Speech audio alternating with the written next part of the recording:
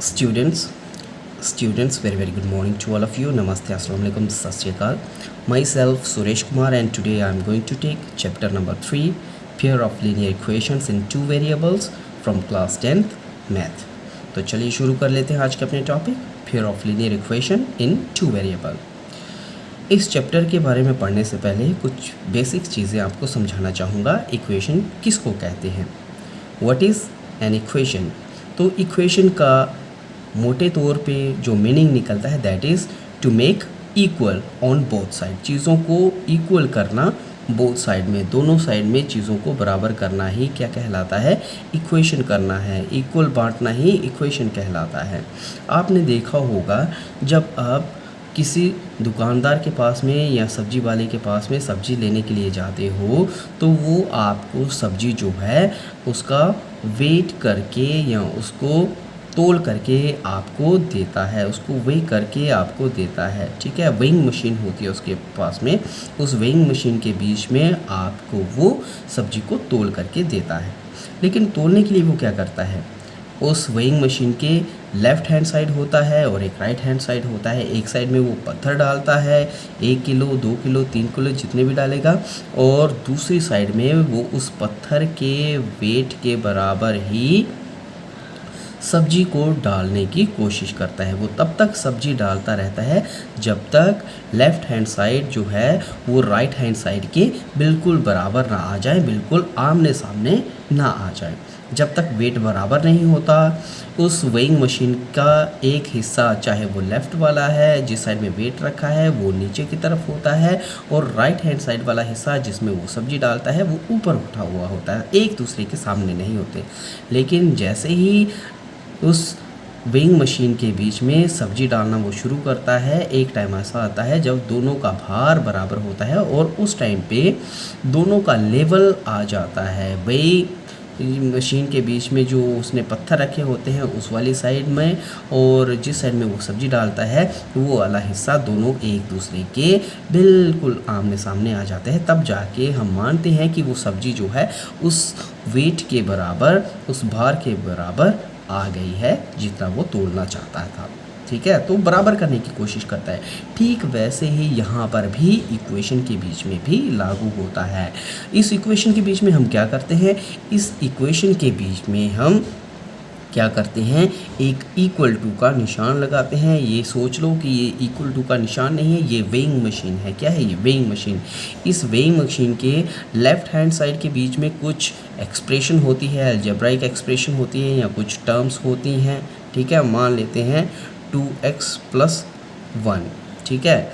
इस 2x + 1 को वो राइट हैंड साइड की एक्सप्रेशंस के बराबर करने की कोशिश करता है। मान लेते हैं 2x + 1 जो है वो 6 है। तो जब हम ऐसा करते हैं तो इसका मतलब ये हो गया कि ये जो 2x + 1 जो है वो बराबर हैं 6 के, ठीक है। मतलब आप यहाँ पर इस 2x को उस वेइंग मशीन के एक पलड़े में रख रहे हो और 6 को उसी वेइंग मशीन के दूसरे पलड़े में रख रहे हो, और ये सोच रहे हो कि ये दोनों पलड़े एक दूसरे के बराबर आ रहे हैं। इसी को ही तो हम इक्वेशन कहते हैं। क्या कहते हैं, इक्वेशन कहते हैं। समझ रहे हो कुछ। तो दोनों साइड को बराबर करना ही इक्वेशन कहलाता है। एग्ज़ाम्पल एक और ले लेता हूँ। मान लेते हैं मेरे पास में इसी वेइंग मशीन के एक साइड में 2 + 7 है और दूसरी साइड में 9 है।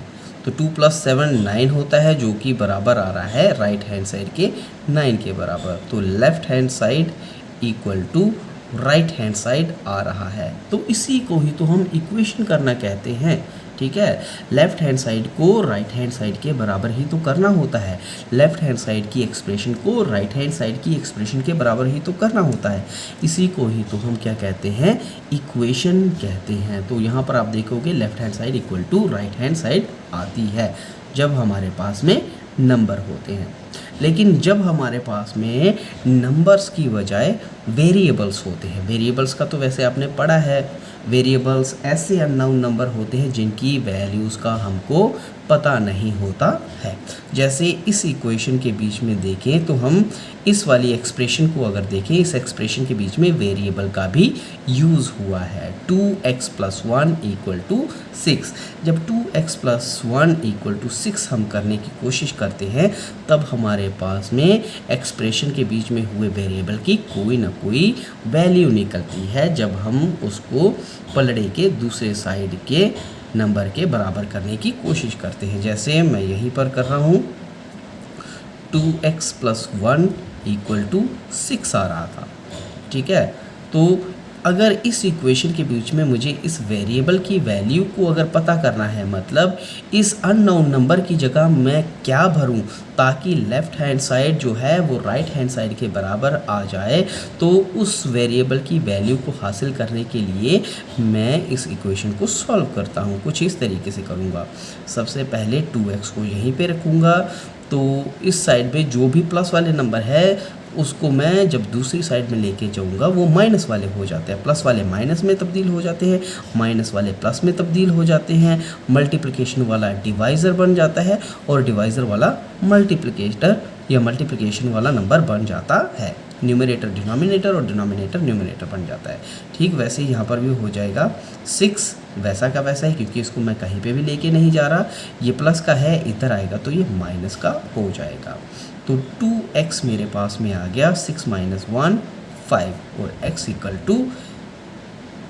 5 जो वैसे का वैसा था। यहाँ पर 2 यहाँ पर इस वेरिएबल के साथ में मल्टीप्लाई था, यानी कि न्यूमरेटर था इस साइड में आकर के ये डिनोमिनेटर। तो यहाँ पर x की एक वैल्यू आ गई जो इस इक्वेशन को क्या सेटिस्फाई करती होगी। क्या इक्वेशन का है? इक्वेशन है 2x + 1। इसका मतलब ये हो गया x की वैल्यू आई 5/2। इस 2x + 1 के बीच में अगर मैं x की जगह 5/2 जो कि x की वैल्यू आई है उसको भर देता हूँ तो आप देखोगे कि ये इक्वेशन बराबर हो जाएगी, इक्वल टू हो जाएगी, left hand side equal to right hand side हो जाएगा। 2 2 कैंसल। क्यों? क्योंकि यहाँ पर ये नंबर मल्टीप्लाई हो रहे हैं। अगर कोई नंबर मल्टीप्लाई हो रहे हो, ठीक है, और न्यूमरेटर के बीच में और डिनोमिनेटर के बीच में अगर कोई कॉमन टर्म आए तो हम उसको कैंसिल कर सकते हैं। तो वही चीज़ यहाँ पर भी हुई, 2 2 कैंसिल और रह क्या गया 5 + 1। तो यहाँ पर 5 + 1 क्या होता है 6 = 6। और यहाँ पर आप देख रहे हो left hand side equal to right hand side आ रही है, ठीक है, left hand side equal to right hand side आ रही है।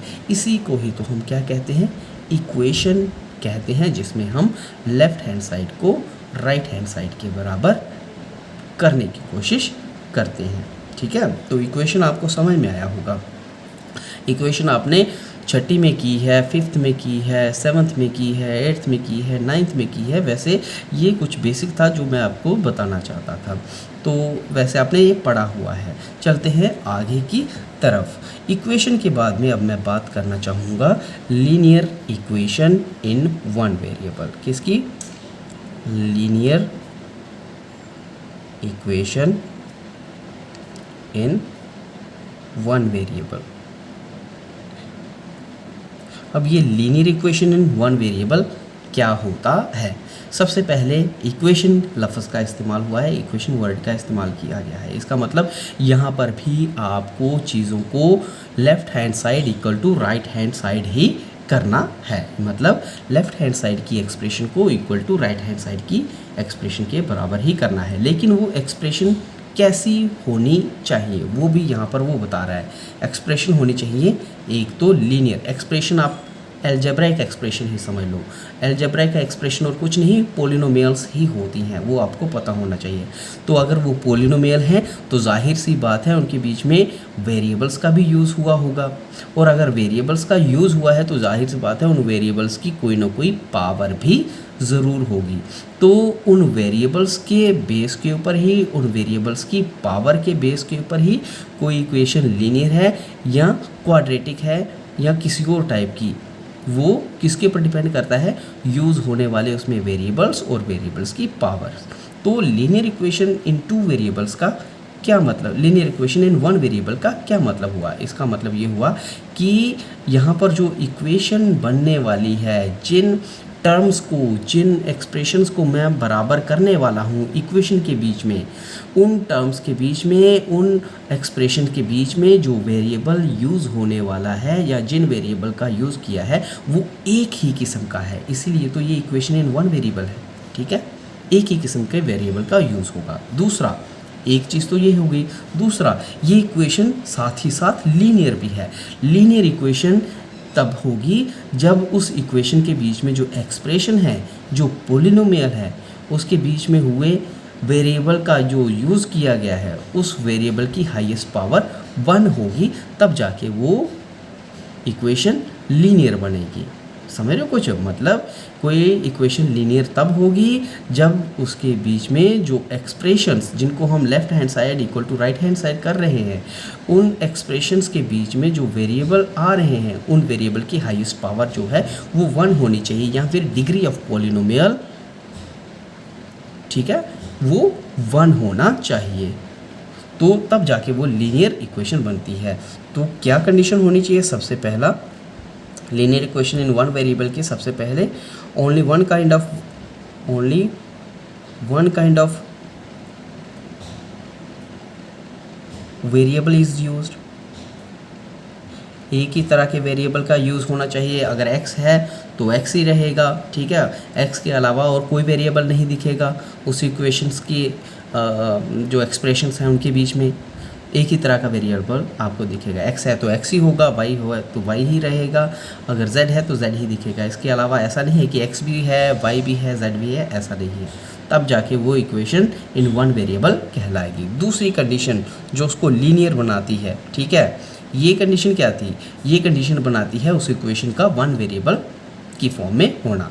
तो दूसरी चीज़ जो मैं आपको बताने जा रहा हूँ वो कंडीशन होती है उस इक्वेशन को लीनियर बनाने के लिए, और वो क्या है? The highest power of the variable must be 1। ठीक है, highest power of the variable जो है एक्सप्रेशंस के बीच में, इक्वेशन के बीच में होने वाले, यूज़ होने वाले एक्सप्रेशन जो है उनके वेरिएबल की हाईएस्ट पावर 1 होनी चाहिए, या फिर डिग्री ऑफ पॉलिनोमियल, जो पॉलिनोमियल जिनको हम बराबर करने की कोशिश कर रहे हैं इक्वेशन के बीच में, उनकी डिग्री ऑफ पॉलिनोमियल जो है वो 1 होनी चाहिए, तब जाके वो लीनियर इक्वेशन कहलाएगा। तो ये दो कंडीशनें होती हैं जो किसी इक्वेशन को linear equation in one variable बनाती हैं। ठीक है, ये चीज़ तो आपको समझ में आई होगी। एग्जाम्पल के तौर के ऊपर मैं लिख रहा हूँ 2x + 1 = 0। 2x + 1 = 0। ये क्या है? इक्वेशन है ना? ये क्या है? राइट हैंड साइड की एक्सप्रेशन। ये क्या है? लेफ़्ट हैंड साइड की एक्सप्रेशन, या आप इसको ऐसा भी कह सकते हो, ये लेफ़्ट हैंड साइड का पॉलिनोमियल है और ये राइट हैंड साइड का पॉलिनोमियल है। अरे भाई, नंबर्स भी पॉलिनोमियल्स में गिने जाते हैं। नंबर्स तब आते हैं जब उसके साथ में लगे हुए वेरिएबल की पावर 0 होती है। ये तो आपको पता ही होगा, ये तो मैं आपको पहले भी पढ़ा चुका हूँ, तो इतना तो आपको पता ही होगा। तो यहाँ पर आप देख रहे हो लेफ़्ट हैंड साइड में एक पॉलिनोमियल है, राइट हैंड साइड में एक पॉलिनोमियल, बीच में == का साइन है। इन पॉलिनोमियल्स के बीच में अगर देखें, इन एक्सप्रेशन के बीच में अगर हम देखें तो x वेरिएबल का यूज़ हुआ है। x वेरिएबल की जगह और कोई वेरिएबल आपको दिखता है? नहीं है, तो only one kind of variable है। ठीक है, इस वन काइंड ऑफ वेरिएबल की वजह से ये इक्वेशन वन वेरिएबल इक्वेशन है। ठीक है, दूसरी चीज़, इस वेरिएबल की हाईएस्ट पावर को अगर मैं देखता हूँ तो वो 1 आ रही है। जिसकी पावर कुछ नहीं होती उसकी पावर 1 होती है। तो हाईएस्ट पावर क्या आ रही है? डिग्री ऑफ पॉलिनोमियल क्या आ रही है? वो 1 आ रही है। इस डिग्री ऑफ पॉलिनोमियल 1 की वजह से ये इक्वेशन लीनियर इक्वेशन भी है। तो इसका मतलब क्या हो गया? ये इक्वेशन लीनियर इक्वेशन भी है और साथ ही साथ ये वन वेरिएबल इक्वेशन भी है। तो हम इसको linear equation in one variable कह सकते हैं। तो this is linear equation in one variable. इस linear equation in one variable की जो जनरल फॉर्म होती है, ठीक है, जनरल फॉर्म जो होती है वो क्या होती है? A x plus b equal to zero. ठीक है, ये इसकी जनरल फॉर्म है। इस जनरल फॉर्म के बीच में अगर मैं देखूं, ये तो आपको पता ही है, दिस इज़ वेरिएबल। क्या है? वेरिएबल है। वेरिएबल के साथ में ये जो ए लगा हुआ है, दिस इज़ कोफिशिएंट ऑफ ए। क्या है? कोफिशिएंट ऑफ ए।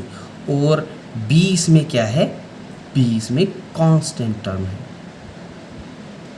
ठीक है, बी इसमें क्या है? कांस्टेंट है। और ज़ीरो भी इसमें कांस्टेंट ही है। ठीक है, ज़ीरो भी इसमें कांस्टेंट है। मतलब जिस भी नंबर के साथ में कोई भी वेरिएबल ना लगा हुआ हो, वो नंबर कांस्टेंट ही होता है। वैसे देखा जाए तो ये जो कोफिशिएंट ए जो है, ये भी एक नंबर ही है। क्या है? ये नंबर ही है। ठीक है, लेकिन ये नंबर एक वेरिएबल के साथ में लगा हुआ है, इसीलिए इस नंबर को मैं एक स्पेशल नाम दे देता हूँ कोफिशिएंट। और कोफिशिएंट हमको क्या बताता है? कोफिशिएंट हमको ये बताता है कि कोई वेरिएबल कितने गुना या कितने नंबर ऑफ टाइम आ रहा है। ठीक है, तो ये कोफिशिएंट जो है, ये number of times a variable occurs, ये वो बताता है। तो ए और बी देखा जाए तो ये नंबर्स ही हैं। तो यहाँ पर एक चीज़ आपको और पता होनी चाहिए कि यहाँ पर ये जो ए आ रहा है, ए, ठीक है, ए शुड बी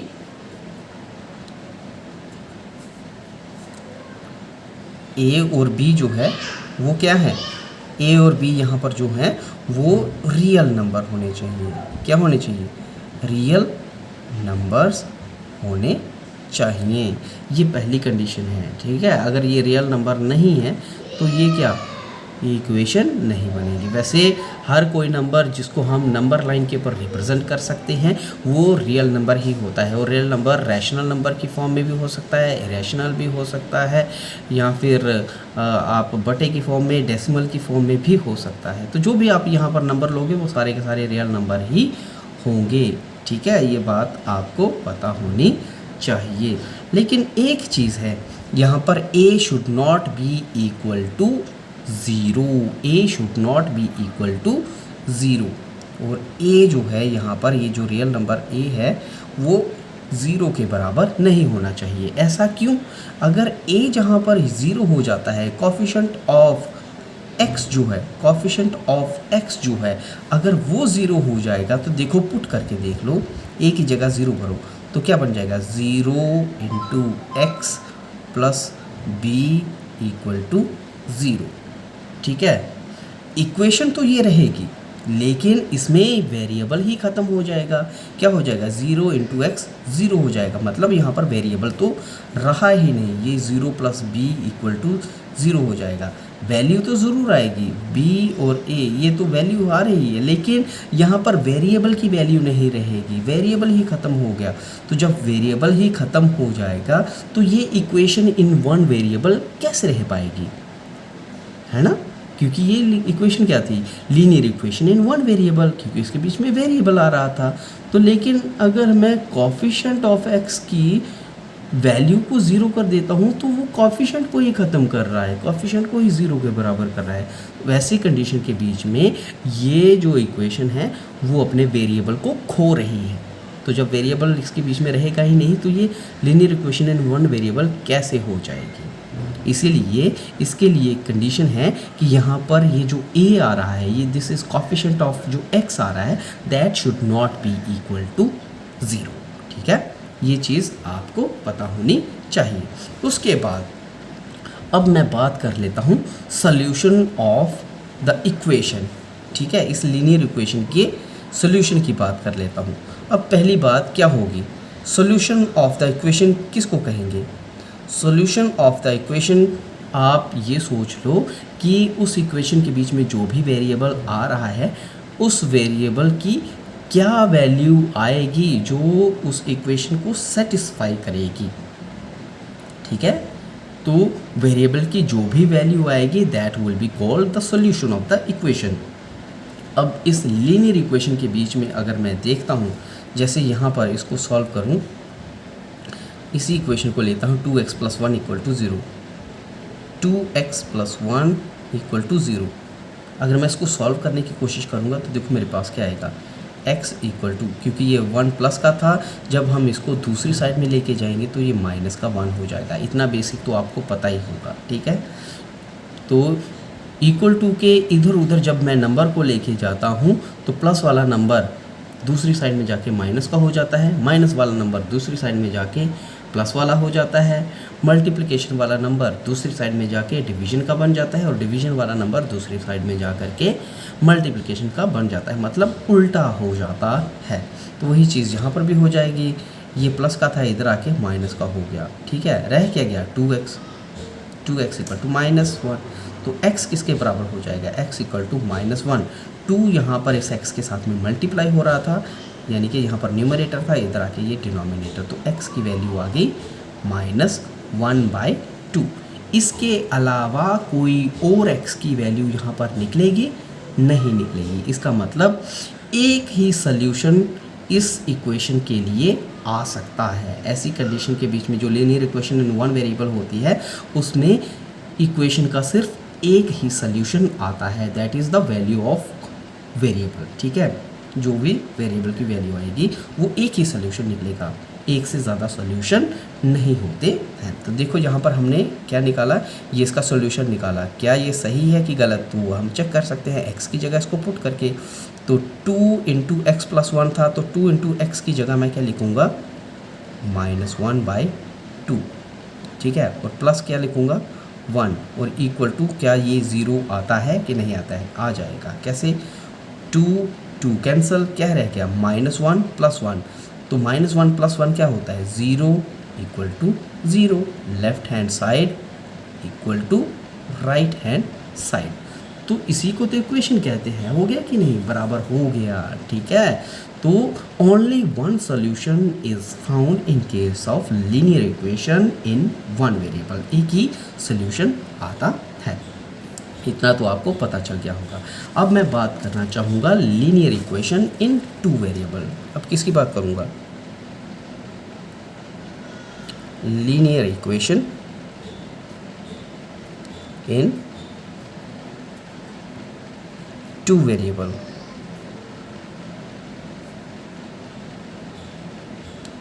टू वेरिएबल्स।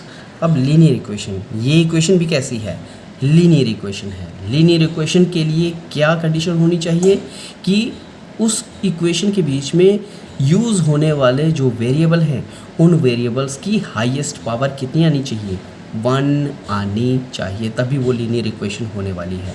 तो यहाँ पर भी हम लीनियर इक्वेशन की बात कर रहे हैं, तो यहाँ पर भी इक्वेशन के बीच में जो वेरिएबल यूज़ होंगे, ठीक है, इक्वेशन के बीच में यूज़ होने वाले जो पॉलिनोमियल्स हैं या फिर एक्सप्रेशंस हैं, उनके बीच में जो भी वेरिएबल्स यूज़ हो रहे हैं उनकी हाईएस्ट पावर जो है या फिर डिग्री ऑफ पॉलिनोमियल जो है वो 1 होने वाली है।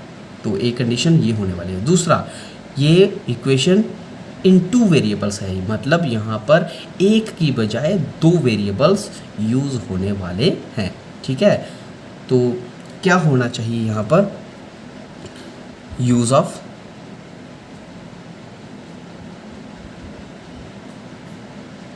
Two types of variables, 2 types के वेरिएबल्स का यूज़ होने वाला है यहाँ पर। पहली कंडीशन ये होनी चाहिए, और दूसरा degree of polynomials of equation, ठीक है। अब इस केस में हम जो भी पॉलिनोमियल्स जिनको हम इक्वल करने जा रहे हैं हम उनको पॉलिनोमियल्स ऑफ इक्वेशन बोलेंगे, ठीक है। Degree of polynomials of equation should be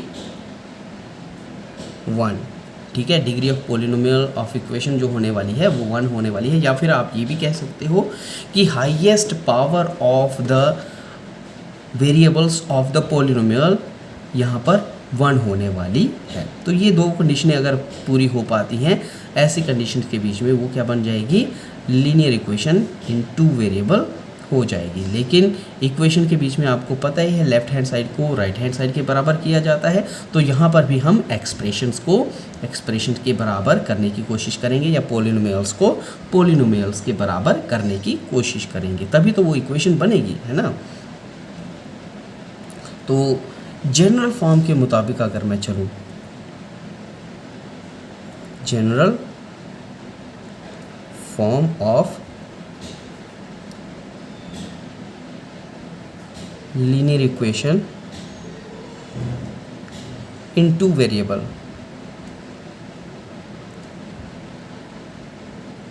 ठीक है।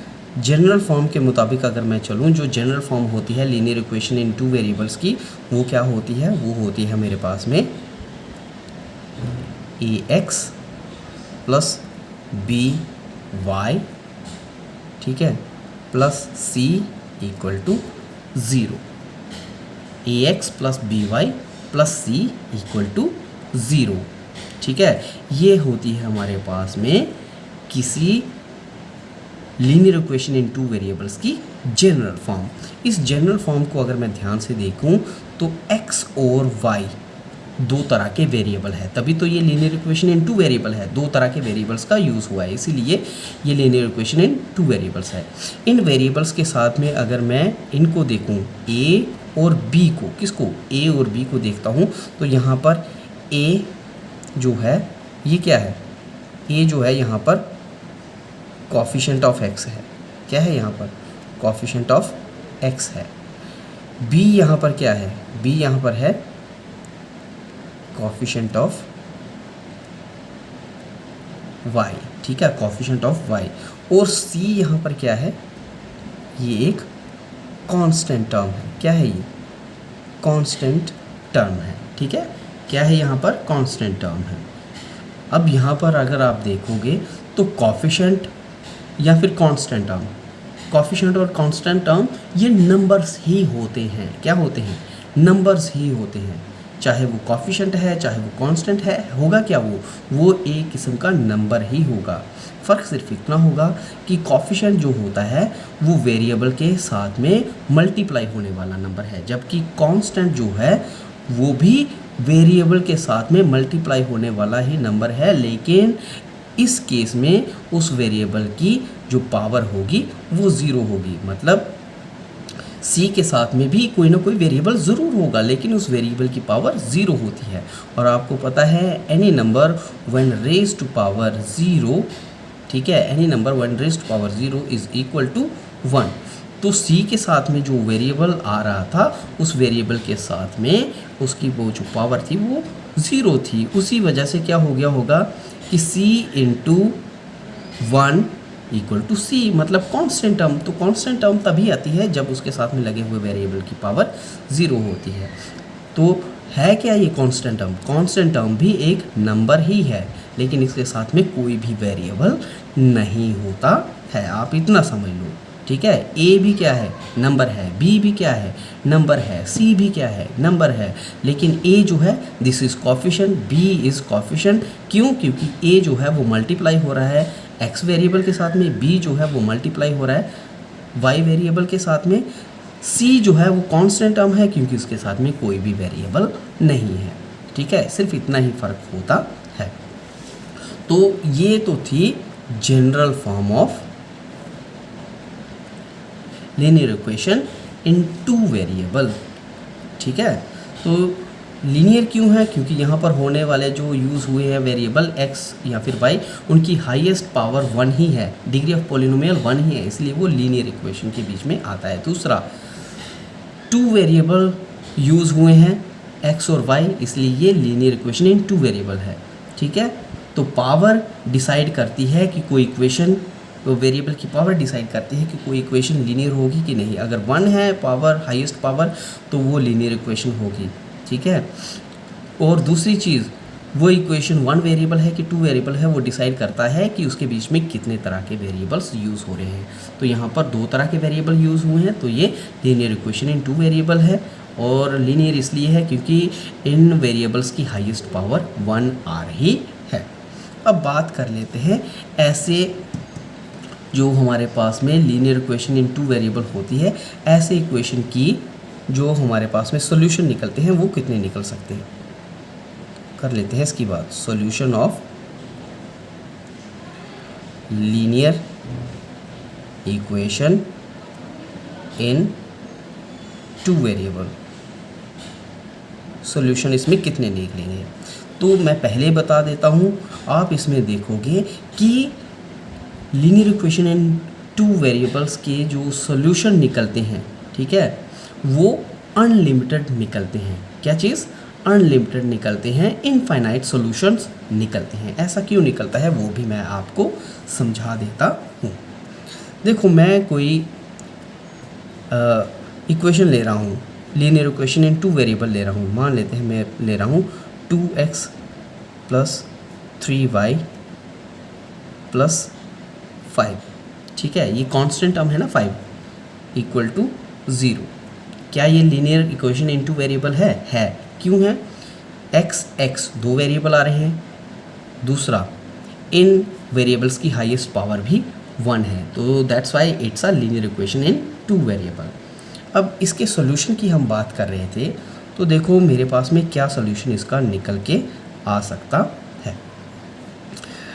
मान लेते हैं मैं इस कांस्टेंट टर्म को 5 की जगह 0 लगा रहा हूँ, आसान करने के लिए इसको, ठीक है, ताकि आपको जल्दी से सॉल्व भी कर लूँ और उसके सॉल्यूशन को जल्दी से निकाल भी लूँ और आप समझ भी जाओ। मान लेते हैं मैं कांस्टेंट टर्म जो है वो 0 ले रहा हूँ। क्या ले रहा हूँ? कांस्टेंट टर्म जो है इसके बीच में 0 ले रहा हूँ। ऐसी कंडीशन में मेरे पास में क्या हो जाएगा? ऐसी कंडीशन के बीच में जब मैं इसको सॉल्व करने की कोशिश करूँगा तो 2x = -3y हो जाएगा। हो जाएगा कि नहीं हो जाएगा? हो जाएगा, ठीक है। 2x = -3y।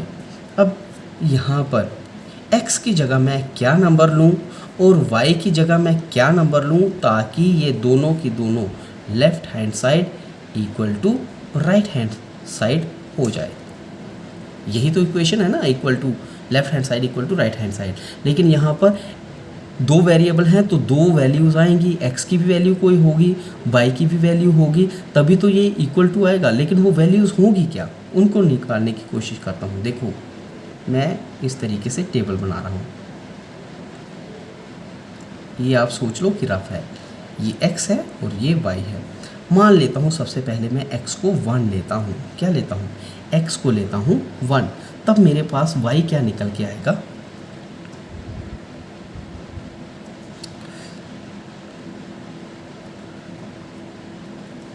सबसे पहले क्या लेता हूँ? लेट x = 1, क्योंकि मैंने x को 1 माना है। जब मैं x को 1 मान लेता हूँ तो मेरे पास इक्वेशन बन जाएगी 2 × 1 = -3 और y, -3 × y, ये बनेगी ना, यही बनेगी। उसके बाद मुझे तो y से मतलब है, मुझे तो y निकालना है ना, तो उस कंडीशन में क्या हो जाएगा? इसका -3 जब इस साइड में आएगा, क्योंकि यहाँ पर न्यूमरेटर है, इस साइड में आकर के ये डिनोमिनेटर बन जाएगा, तो 2 × 1 2 ही रहेगा, और -3 जो कि यहाँ पर न्यूमरेटर है, इधर आके माइनस का डिनोमिनेटर बन जाएगा और ये हो जाएगी y की वैल्यू। लेकिन आपको एक चीज़ का पता ही है, डिनोमिनेटर कभी भी माइनस में नहीं होता है, तो यही माइनस का साइन ऊपर चला जाएगा, -2/3 हो जाएगा और = y। तो यहाँ पर आप देख रहे हो, जब आप x की वैल्यू 1 लेते हो तब इसी इक्वेशंस को सेटिस्फाई करने के लिए जो y की वैल्यू हमको चाहिए वो निकलती है -2/3। ठीक है, समझ में आया? -2/3 निकलती है। अब अगर आप x की जगह x की वैल्यू को 2 लेते हो, नाउ लेट x = 2। जब आप x की जगह x की वैल्यू को 2 लेते हो तब आपके पास में y की वैल्यू क्या निकलती है? तो भर लो भाई, इक्वेशन के बीच में 2 × x था तो 2 × 2 हो जाएगा = -3y। 2 × 2 4 = -3y, और y किसके बराबर हो जाएगा? 4/-3 = y। और आपको पता है डिनोमिनेटर कभी भी माइनस में नहीं होता, तो ये माइनस का निशान ऊपर चला जाएगा, -4/3 = y। तो यहाँ पर आप एक चीज़ देख रहे हो, जब आप x को क्या मानते हो? 2 मानते हो, तब आपके पास में इस वैल्यू को, इस इक्वेशन को सेटिस्फाई करने के लिए जो y की वैल्यू निकल रही है वो निकल रही है -4/3। ठीक है, क्या निकल रही है? -4/3। और आगे भी कर लेते हैं। मान लेते हैं अब x की जगह आप 3 ले रहे हो, मतलब x की वैल्यू को अगर आप 3 मानते हो तब y की वैल्यू क्या निकलती है। लेट x इक्वल टू 3, तो आपके पास भी इक्वेशन बन जाएगी 2 into 3 equal to -3 into y, यही बनेगी। 3 into 2 6 equal to -3 into y, और y क्या बन जाएगा 6 ओवर -3 इन इक्वल टू वाई। 3 1 ज़ा 3, 3 2 ज़ा 6, और आपको पता है डिनोमिनेटर माइनस में तो कभी नहीं होता, तो ये बन जाएगा -2/1, या फिर -2 भी लिख सकते हो, -2 इक्वल टू वाई। क्या बन जाएगा -2 निकलती है तब जब आप x को 3 ले रहे हो, तब आपके पास में y की वैल्यू -2 होनी चाहिए, तब आप क्या कर सकते हो, इस इक्वेशन को बराबर कर सकते हो। ठीक है, तो यहाँ पर आप एक चीज़ देखते जा रहे हो। चलो मैं एक चीज़ और इसको चेक करके भी देख लेता हूँ। तो x की वैल्यू जब आपने 1 ली, y की वैल्यू आ रही थी -2/3, तो इक्वेशन के बीच में भर के देख लो, चेक करके देख लो, इसी के बीच में 2 इंटू सबसे पहले x जब आपने 1 लिया था इक्वल टू है ना, ये इक्वल टू -3 उस टाइम पे y की वैल्यू क्या आई थी, y की वैल्यू आ रही थी -2/3, ठीक है, यही आ रही थी ना। तो यहाँ पर आप देखो 3 कैंसिल, क्या हो रहा है 3 कैंसिल हो रहा है कि नहीं हो रहा है। यहाँ पर 2 इंटू 1 2 ही आ रहा है, और यहाँ पर 3 कैंसिल हो गया, रह के गया -1 और इंटू -2, तो -1 -2 +2 हो जा रहा है। तो left hand side equal to right hand side आ रही है कि नहीं आ रही है। इसका मतलब जब आप x को 1 मानते हो उस टाइम पे इस इक्वेशन को सेटिस्फाई करने के लिए, मतलब लेफ़्ट हैंड साइड को राइट हैंड साइड बराबर करने के लिए y की वैल्यू -2 निकलती है। इसी तरीके से जब आप x की वैल्यू को 2 लेते हो, ठीक है, तो इसी इक्वेशन को बराबर करने के लिए उस टाइम पे y की वैल्यू -4/3 आ रही है। समझ लो कुछ, तब भी ये क्या हो जाएगी, इक्वेशन बराबर हो जाएगी, तब भी ये इक्वेशन क्या हो जाएगी, इक्वल टू हो जाएगी, left hand side equal to right hand side. अगर आप x की जगह 3 ले रहे हो उस टाइम पे y की वैल्यू आपके पास में आ रही है -2, क्या आ रही है -2, ठीक है। तो उस टाइम पे भी ये इक्वेशन बराबर हो रही है, तब भी ये इक्वेशन इक्वल टू आ रही है। तो आप यहाँ पर देख रहे हो x की आप जितनी मर्जी वैल्यू लेते जाएं उस टाइम पे y की भी कोई ना कोई वैल्यू आती जाएगी जो कि इस इक्वेशन को सेटिस्फाई करती होगी, इस इक्वेशन को left hand side equal to right hand side करती होगी। इसका मतलब ये हो गया कि कोई भी लीनियर इक्वेशन इन 2 वेरिएबल अगर होती है, उस लीनियर इक्वेशन इन 2 वेरिएबल के जो सॉल्यूशंस निकलते हैं वो बहुत सारे क्या अनलिमिटेड निकलते हैं, अनलिमिटेड सॉल्यूशन हो सकते हैं उसके, ठीक है। x और y की अनलिमिटेड वैल्यूज़ हो सकती हैं जो कि उस इक्वेशन को सेटिस्फाई करती होंगी left hand side equal to right hand side. इसीलिए मैं बताना चाहूँगा कि ये जो लीनियर इक्वेशन इन 2 वेरिएबल्स होती हैं, इस इक्वेशंस के अगर सॉल्यूशंस निकाले जाएं तो इनफाइनाइट मैनी सॉल्यूशंस निकलते हैं, ठीक है। इनफाइनाइट मैनी वैल्यूज़ x और y की हो सकती हैं जो उस इक्वेशन को सेटिस्फाई करती होगी। तो यहाँ पर इनफाइनाइट मैनी सॉल्यूशंस निकलेंगे। अब बात कर लेते हैं pair of linear equations in 2 variables. Pair of linear equations in 2 variables.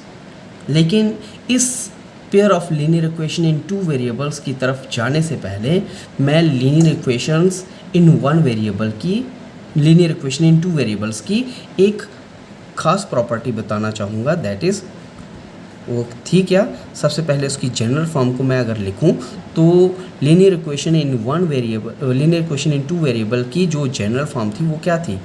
ax plus b y plus c equal to 0, ये उसकी जनरल फॉर्म थी। ठीक है, यहाँ पर हमने देखा था कि a और b जो हैं these are coefficient of x and y। ठीक है, ये इसके कॉफिशेंट थे। तो अगर इस linear equation in two variable को linear equation in two variable होना है तो इनके कॉफिशेंट्स को एक अहम रोल अदा करना पड़ेगा, और वो रोल क्या है कि यहाँ पर इन इक्वेशन के बीच में a जो है, जो कि कॉफिशेंट ऑफ x है, should not be equal to 0। a जो है वो इक्वल टू 0 नहीं होना चाहिए। b भी, जो कि कॉफिशेंट ऑफ y है, ये भी डज नॉट इक्वल टू 0। ठीक है, ये भी 0 के बराबर नहीं होना चाहिए। दूसरी चीज़, यहाँ पर भी ये जो a है और ये जो b है, these should be real number. a और b भी इसमें क्या होने चाहिए? a b इसमें रियल नंबर्स होने चाहिए। क्या होने चाहिए? ये a और b जो हैं ये रियल नंबर होने चाहिए।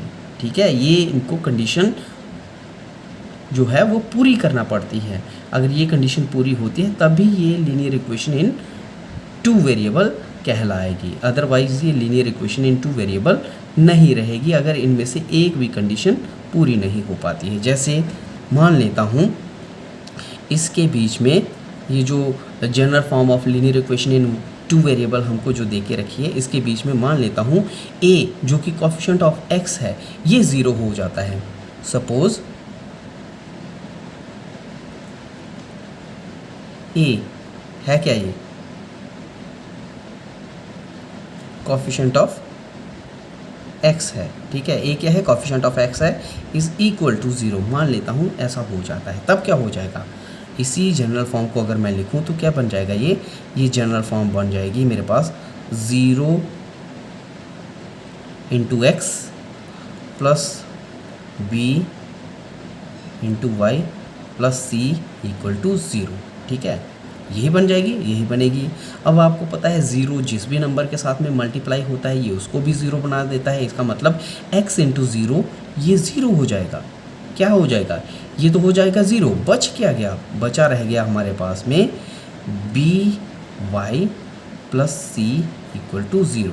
ठीक है, ये बचा रह गया। आपको पता है 0 जिस भी एक्सप्रेशन के बीच में या जिस भी नंबर के बीच में ऐड किया जाए तो उस एक्सप्रेशन के बीच में कोई भी फ़र्क नहीं पड़ता है बाय द एडिशन ऑफ 0।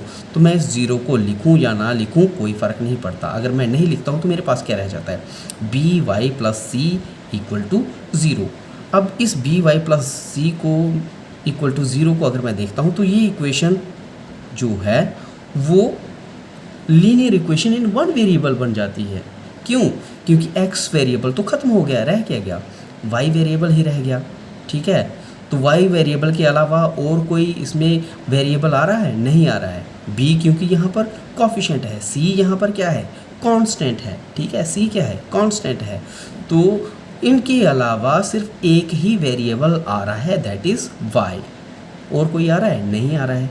तो अब इसको मैं ध्यान से देखूं, ये इक्वेशन तो मेरे पास में linear equation in one variable रह जाती है। क्या रह जाती है? Linear equation in one variable, जबकि हम बात कर रहे थे linear equation in two variable. ठीक है, तो इसीलिए मैं कहना चाहूँगा कि अगर किसी linear equation in two variable को linear equation in two variable होना है तो वहाँ पर a जो कि कॉफिशेंट ऑफ x है और b जो कि कॉफिशेंट ऑफ y है, these should not be equal to 0। ये दोनों के दोनों 0 नहीं होने चाहिए। इनमें से एक भी अगर 0 हो गया तो कोई ना कोई वेरिएबल ख़त्म हो जाएगा, और कोई ना कोई अगर वेरिएबल ख़त्म हो जाएगा तो इक्वेशन के बीच में सिर्फ एक ही वेरिएबल रह जाएगा। और जब इक्वेशन के बीच में एक ही वेरिएबल रह जाएगा तो वो ओवरऑल इक्वेशन जो बन के रह जाएगी that will remain linear equation in one variable. वो linear equation in one variable ही बन के रह जाएगी। तो कहाँ हम बात linear equation in two variable की कर रहे थे और कहाँ ये रह गई linear equation in one variable. तो ये कंडीशन इसको पूरी करना पड़ती है in case of linear equation in two variable. ठीक है, linear equation in two variable. अब बात कर लेते हैं हम linear equation in two variable और उसके पेयर की। ठीक है, जिसको हम पेयर ऑफ लीनियर इक्वेशन कहते हैं, पेयर ऑफ लीनियर इक्वेशन। ठीक है, pair of linear equation in two variable, इसकी बात कर लेते हैं हम, pair of linear equation in two variable. अब ये pair of linear equation in two variable आखिरकार है क्या चीज़? बताओ भाई, pair of linear equation in two variable क्या चीज़ है? हम किसकी बात करने जा रहे हैं? यहाँ पर भी linear equation in two variable है, लेकिन पेयर की फॉर्म में, जोड़े की फॉर्म में। ठीक है, यानी कि यहाँ पर हम दो linear equation in two variables को यूज़ करेंगे, तभी तो ये pair of linear equation in two variable बनेगा। ठीक है, मान लेते हैं मेरे पास में एक जो linear equation in two variable आ रही है, उसकी जनरल फॉर्म जो आ रही है वो आ रही है इक्वेशन 1 मान लेता हूँ। इक्वेशन 1 जो पहली इक्वेशन आ रही है that is a1x plus b1y plus c1 equal to 0। ये है मेरे पास में इक्वेशन 1। और दूसरी इक्वेशन जो मेरे पास में आ रही है इक्वेशन 2।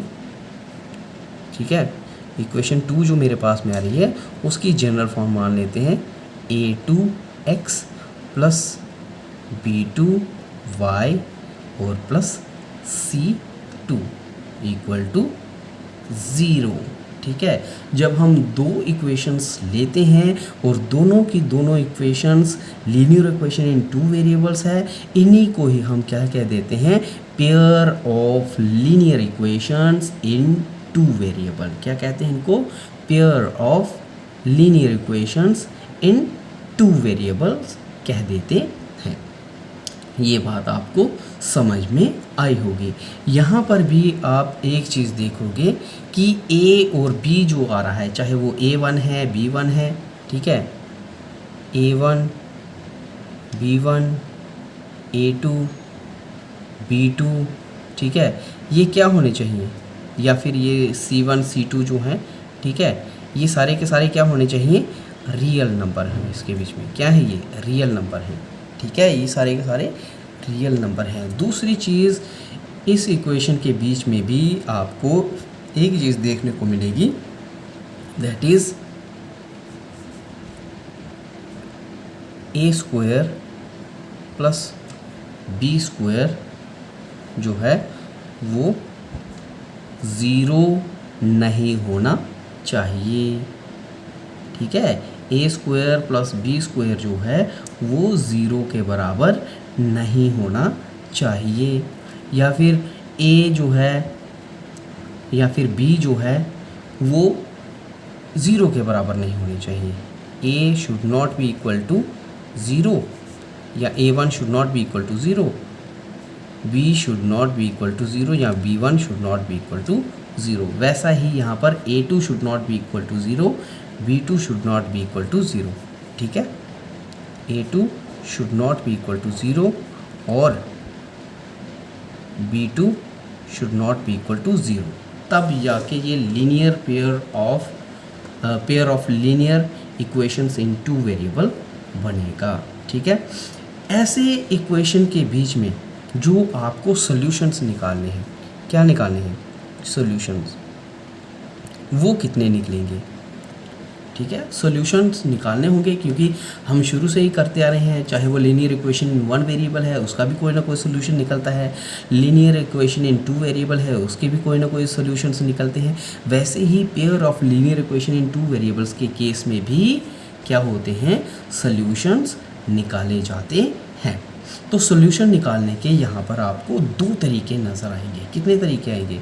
दो तरीके नज़र आएंगे। Linear equation in two variables के बीच में भी आपको क्या आएगा?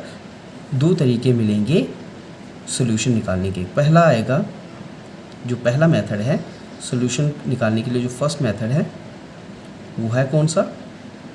मेथड 1 जो है दैट इज़ ग्राफिकल। मतलब आपको ग्राफ बनाना है, उस ग्राफ में ही आपको सॉल्यूशंस मिल जाएंगे। ये हो गया ग्राफिकल मेथड। और दूसरा मेथड है अलजेब्राइक, ठीक है। दूसरा कौन सा है? Algebraic method. अलजेब्राइक मेथड में आपको सॉल्यूशंस ढूंढने हैं, ठीक है। तो सबसे पहले हम ग्राफिकल मेथड की बात कर लेते हैं, फिर हम अलजेब्राइक एक्सप्रेशंस की या अलजेब्राइक मेथड की बात करेंगे। तो अलजेब्राइक जो हमारे पास में ग्राफिकल मेथड है उसकी बात कर लेते हैं।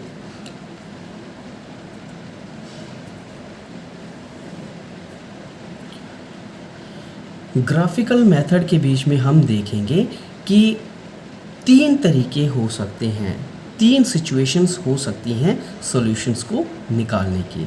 सबसे पहले हम क्या करेंगे, जो भी हमारे पास में 2 इक्वेशंस दे के रखी हुई हैं, ठीक है, जो भी हमको 2 इक्वेशंस दे के रखी हुई हैं, उन दोनों इक्वेशंस के हम ग्राफ के ऊपर लाइन बनाएंगे। हर एक इक्वेशन की एक लाइन बनेगी। क्या बनेगी?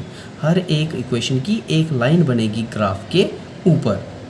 और वो आपको पता ही है, लाइन को बनाने के लिए आपको एक्स एक्सिस और वाई एक्सिस के या फिर एक्स की वैल्यू और वाई की वैल्यू के जो मतलब कोऑर्डिनेट्स मिलेंगे, उन कोऑर्डिनेट्स को आप कहाँ पर?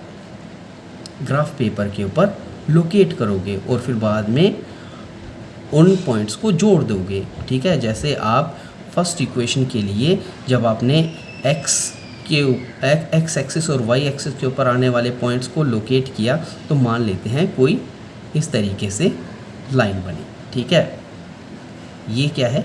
ये फॉर द इक्वेशन 1, ठीक है। किसके लिए है ये? मान लेते हैं ये इक्वेशन 1 के लिए है।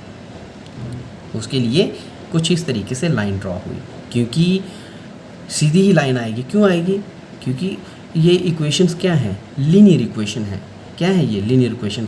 और लीनियर इक्वेशन के लिए जो ग्राफ आता है इक्वेशन का, वो हमेशा स्ट्रेट लाइन होता है। तो क्योंकि ये फर्स्ट वाली इक्वेशन भी लीनियर इक्वेशन थी, जाहिर है उसके लिए भी कोई स्ट्रेट लाइन का ग्राफ बनेगा, ठीक है। अब उसी ग्राफ पेपर के ऊपर हम दूसरी इक्वेशन का भी क्या ग्राफ ड्रॉ करने की कोशिश करते हैं। क्या करने की कोशिश करते हैं? दूसरी इक्वेशन का भी ग्राफ ड्रॉ करने की कोशिश करते हैं। तो क्या हो सकता है? 3 कंडीशंस बन सकती हैं जब हम दोनों का ग्राफ एक ही ग्राफ पेपर के ऊपर एक ही कोऑर्डिनेट्स को, ठीक है, सेम कोऑर्डिनेट्स को लेकर के करते हैं। तो 3 सिचुएशंस बनती हैं। क्या क्या कंडीशन बन सकती है? कि जो दोनों इक्वेशंस के ग्राफ हैं, या तो वो एक दूसरे को कट करेंगे, ठीक है, इक्वेशन 1 इक्वेशन 2,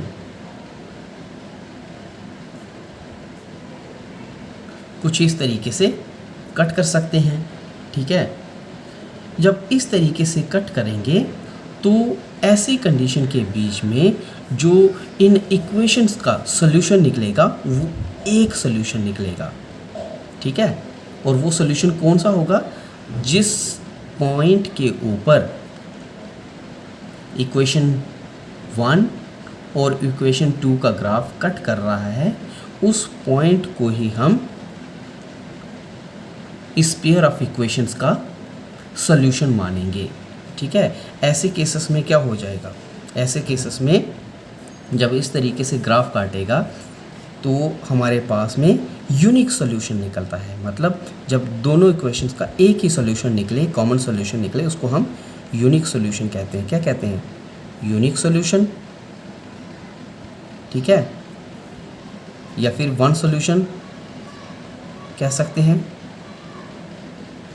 ऐसे केसेस में जो हमारे पास में इन इक्वेशंस का ग्राफ बनेगा, that will be intersecting graph.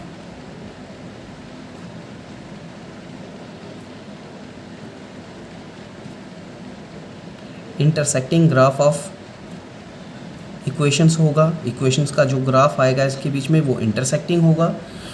और तीसरी चीज़ जो इसके बीच में हमको मिलेगी, क्या मिलेगी तीसरी चीज़? क्योंकि इन इक्वेशंस का कोई ना कोई सॉल्यूशन निकला है, ठीक है। जब पेयर ऑफ इक्वेशंस का कोई ना कोई सॉल्यूशंस निकले, उसको हम एक नाम देते हैं, उसको हम एक नाम देते हैं, और वो नाम होता है कंसिस्टेंट ग्राफ। ठीक है, कंसिस्टेंट ग्राफ या कंसिस्टेंट इक्वेशंस। ठीक है, मतलब आप ये सोच लो कि अगर आपके पास में पेयर ऑफ इक्वेशंस का कोई ना कोई सॉल्यूशन निकले, तो ऐसे केस को हम क्या बोलेंगे? कंसिस्टेंट कहते हैं। क्या कहते हैं? कंसिस्टेंट ग्राफ कहेंगे। क्या बोलेंगे इसको? Consistent graph. मतलब कोई ना कोई सॉल्यूशन ज़रूर निकल रहा है। तो एक कंडीशन तो ये होगी हमारे पास में। ठीक है, एक कंडीशन तो ये होगी हमारे पास में। दूसरी कंडीशन जो हमारे पास में होती है, हाँ एक चीज़ और इसके लिए समझाना चाहूँगा।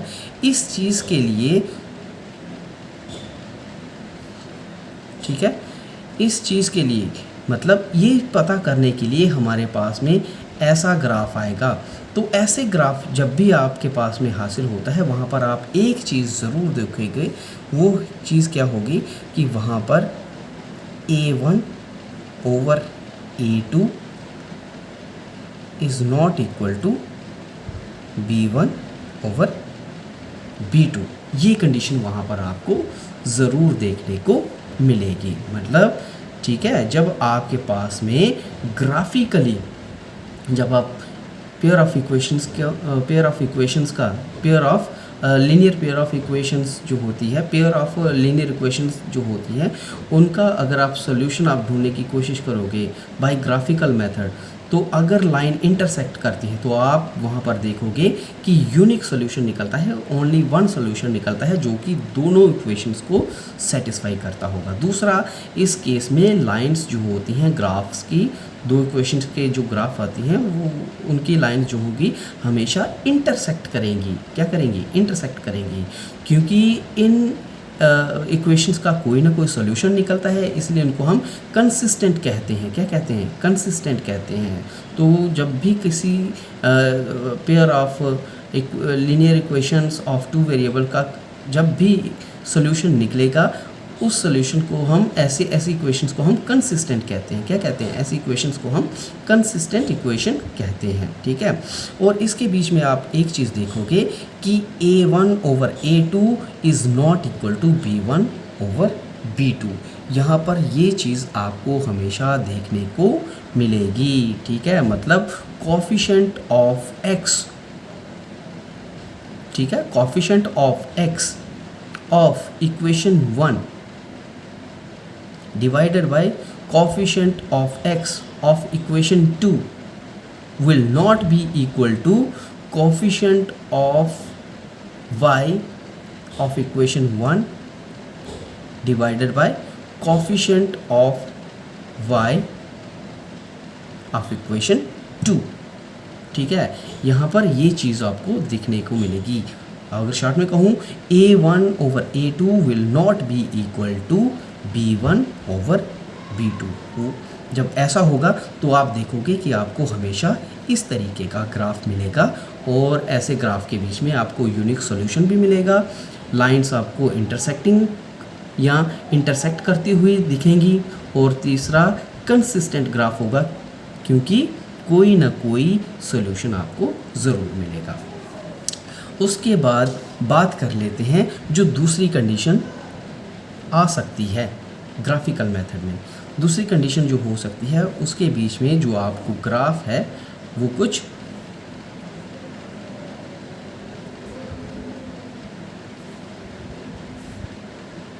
इस तरीके से दिख सकता है। एक लाइन जा रही है, उसी लाइन के ऊपर दूसरी लाइन भी आ सकती है। मतलब ये पहले इक्वेशन का ग्राफ है। किसका है ये पहली इक्वेशन का ग्राफ है। मान लेते हैं ये इक्वेशन 1 का ग्राफ है, जो कि एक स्ट्रेट लाइन है। दूसरी इक्वेशन का ग्राफ भी इसी लाइन के ऊपर ही आएगा। ठीक है, इक्वेशन 2 का ग्राफ भी इसी लाइन के ऊपर ही आपको बनता हुआ नज़र आएगा। मतलब दोनों की दोनों लाइनें, दोनों की दोनों इक्वेशंस का ग्राफ जो कि स्ट्रेट लाइन होती है वो एक दूसरे के ऊपर या को इंसिडेंट होगा। को इंसिडेंट का मतलब हो गया एक दूसरे के ऊपर। इस तरीके से आपको ग्राफ नज़र आ सकता है। ठीक है, तो आप यहाँ पर क्या देखोगे, इस ग्राफ में आपको क्या क्या दिख रहा है। एक तो कोइंसिडेंट है, कोइंसिडेंट का मतलब हो गया एक दूसरे के ऊपर। दूसरा, अगर एक दूसरे के ऊपर हैं तो सोल्यूशन कितने निकलेंगे इन इक्वेशन के, तो आप देखोगे infinite many solution, infinitely many solution. Infinitely many solution का मतलब क्या हो गया कि अरे भाई अगर एक लाइन दूसरी लाइन के ऊपर ओवरलैप कर रही है, ठीक है, एक लाइन दूसरी लाइन के ऊपर कोइंसिडेंट है, इसका मतलब ये हो गया कि इन लाइनों के ऊपर जितने भी पॉइंट आएंगे, ठीक है, वो सारे के सारे पॉइंट दोनों की दोनों इक्वेशंस को सेटिस्फाई करते होंगे। ठीक है, दोनों की दोनों इक्वेशंस को सेटिस्फाई करेंगे। इसीलिए तो ऐसी इक्वेशन जो होती हैं उनके जो सॉल्यूशंस निकलते हैं वो इनफाइनाइटली मैनी सॉल्यूशन हो सकते हैं। क्यों? क्योंकि आपको पता है लाइन कभी भी एंड नहीं होती और लाइन के ऊपर बहुत सारे पॉइंट आ सकते हैं। आप जितना मर्जी इसको एक्सटेंड कर लो, तो जितनी मर्जी आप वैल्यू जो भी पॉइंट आएंगे उस लाइन के ऊपर, चाहे वो एंड जितना मर्जी आप बढ़ते जाओगे, वो सारे के सारे पॉइंट जो हैं उन दोनों इक्वेशंस को सेटिस्फाई करते होंगे। इसीलिए इसको इनफाइनाइटली मैनी सॉल्यूशंस की कैटेगरी के बीच में रखा गया है। तो इसके जो भी पॉइंट इस लाइन के ऊपर आएंगे वो सारे के सारे इन दोनों इक्वेशंस को सेटिस्फाई करेंगे। तीसरी चीज़ जो इसके बीच में आपको नज़र आएगी दैट इज़ कंसिस्टेंट ग्राफ या फिर कंसिस्टेंट। सिंपली कंसिस्टेंट लिखो। कंसिस्टेंट का मतलब ये हो गया क्योंकि यहाँ पर भी आपको दोनों पेयर ऑफ इक्वेशंस का, ठीक है, दोनों pair of linear equation in two variables के क्या मिले, सॉल्यूशंस मिले। वो अलग बात है यहाँ पर इनफाइनाइटली मैनी सॉल्यूशन मिले, लेकिन मिले तो है ना, मिले हैं इसी वजह से ये भी कंसिस्टेंट होगी। अगर नहीं मिलते कोई भी सॉल्यूशन तो इनकंसिस्टेंट होता। क्या होता? इनकंसिस्टेंट। समझ रहे हो कुछ? तब क्या होता? इनकंसिस्टेंट होता है ये। ठीक है, तो इस वाले केस में आप एक चीज़ देखोगे, जब आपके पास में ग्राफ कुछ इस तरीके से बनेगा, कोइंसिडेंट बनेगा, इनफाइनाइटली मैनी सॉल्यूशन बनेंगे और ये कंसिस्टेंट होगा। इस वाले केस में आप देखोगे कि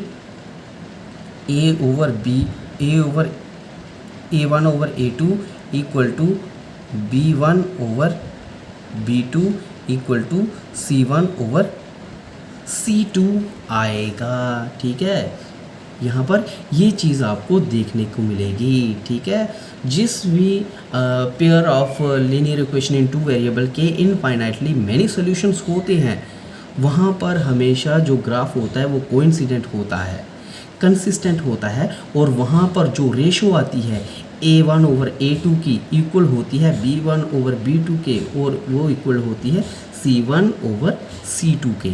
ये चीज़ आपको पता होनी चाहिए। ठीक है, और तीसरी और लास्ट कंडीशन जो पैदा होती है हमारे पास में इन case of graphical method of finding solutions of linear pair of equations of two variable.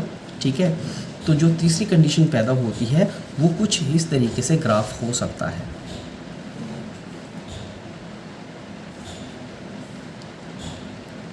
ये देखो, x डैश y डैश। ठीक है, दो इक्वेशन का जो ग्राफ है वो ऐसा भी हो सकता है, मतलब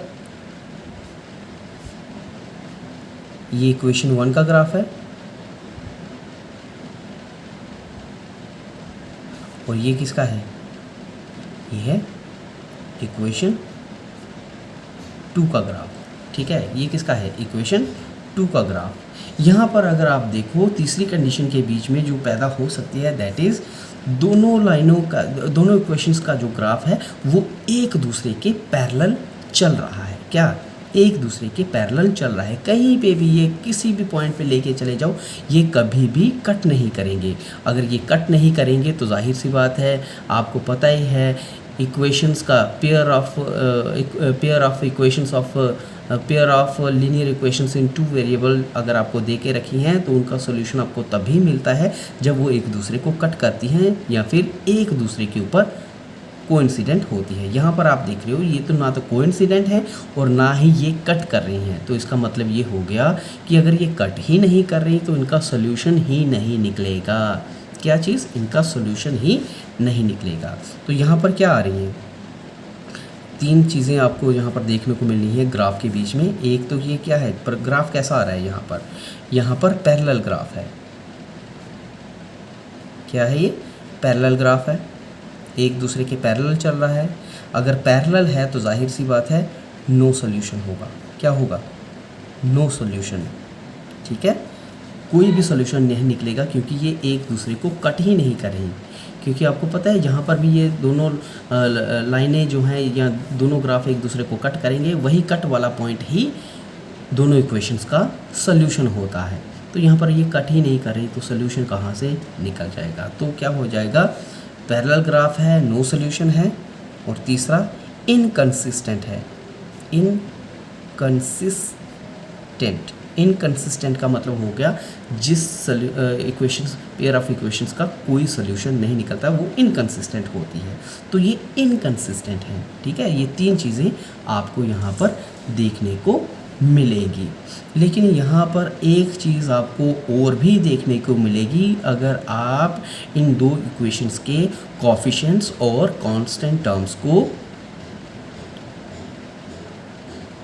देखोगे या उनको कंपेयर करोगे तो वहाँ पर आपको 2 चीज़ें देखने को मिलेगी। ठीक है, क्या एक चीज़ क्या देखने को मिलेगी, वो चीज़ ये होगी कि यहाँ पर ratio of A1 over A2, ठीक है, इक्वल टू होगी B1 over B2 but not equal to C1 over C2।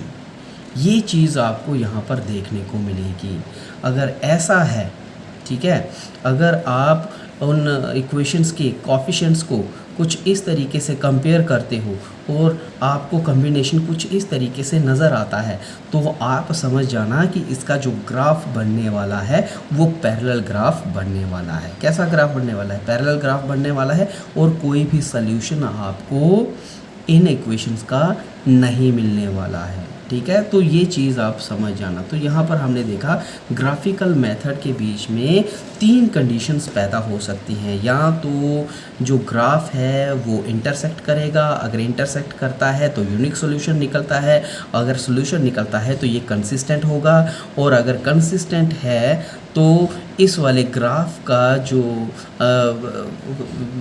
Comparison करेंगे अगर हम उनके कोएफिशिएंट्स का और कांस्टेंट टर्म्स का तो कुछ इस तरीके से कॉम्बिनेशन निकल के आता है। और वो कॉम्बिनेशन क्या होता है कि A1 over A2 does not equal to B1 over B2 होता है। ठीक है, दूसरी कंडीशन के बीच में देखा कि ग्राफ जो है वो हमारा एक दूसरे के ऊपर आता है, कोइंसिडेंट होता है। अगर कोइंसिडेंट होगा तो ऐसे केसेस में इनफाइनाइटली मैनी सॉल्यूशन होते हैं और ये ग्राफ कंसिस्टेंट होता है या कंसिस्टेंट इक्वेशंस होती हैं। और इस कंडीशन के बीच में जो हमारे पास कंपैरिजन निकल के आता है, ratio of A1 over A2 equal to B1 over B2 equal to C1 over C2 होता है, तब हमारे पास में इनफाइनाइटली मैनी सॉल्यूशन निकलते हैं। और तीसरी कंडीशन जो हमने देखी है उसके बीच में हमने देखा कि ग्राफ जो बन के आता है वो पैरेलल होता है। पैरेलल होता है इसका मतलब लाइंस इंटरसेक्ट नहीं करती हैं ग्राफ्स की, और ग्राफ्स की अगर लाइन इंटरसेक्ट नहीं करेंगी, दोनों इक्वेशंस की जो लाइन ऑफ ग्राफ्स हैं वो इंटरसेक्ट नहीं करेंगी, तो इसका मतलब नो सोल्यूशन निकल के आएगा। और अगर नो सोल्यूशन है, कोई भी सोल्यूशन नहीं है, इसका मतलब ये ग्राफ जो है, ये सोल्यूशन जो है, या फिर ये जो इक्वेशंस हैं ये इनकंसिस्टेंट है। और अगर इनकंसिस्टेंट है तो उसके लिए जो कंपैरिजन निकल के आता है कोफिशिएंट्स और कांस्टेंट्स का ऑफ टू इक्वेशंस को, वो कुछ इस तरीके से निकल के आता है कि a1 over a2 is equal to b1 over b2 but not equal to c1 over c2। ठीक है, तब अगर ऐसा कंपैरिजन निकल के आता है दोनों इक्वेशंस के कोफिशिएंट्स और कांस्टेंट्स का, तो आप समझ जाना कि ग्राफ पैरेलल बनने वाला है और कोई भी सॉल्यूशन नहीं मिलने वाला। इसके अलावा हमारे पास में जो सॉल्यूशन निकालने का अलजेब्राइक मेथड होता है, कौन सा? Algebraic method of finding solution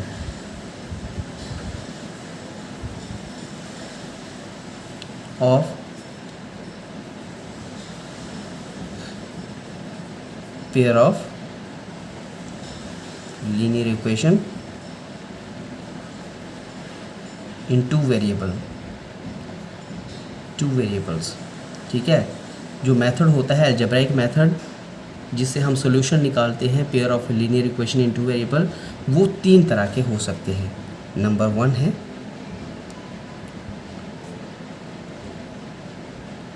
substitution method. ठीक है,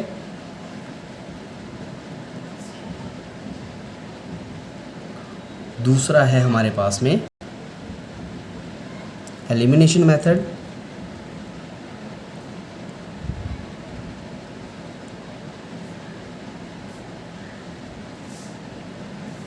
और तीसरा है क्रॉस मल्टीप्लिकेशन मेथड। इन तीन मेथड्स को हम अपने आने वाले लेक्चर के बीच में या आने वाले वीडियो के बीच में डिस्कस करेंगे। आज के लिए इतना ही काफ़ी हो गया है, टाइम भी काफ़ी हो गया है, इसलिए इन तीन चीज़ों को हम अपने आने वाले वीडियो के बीच में डिस्कस करेंगे। तो प्यारे बच्चों, आज के लिए इतना ही। उम्मीद है आपको समझ में आया होगा।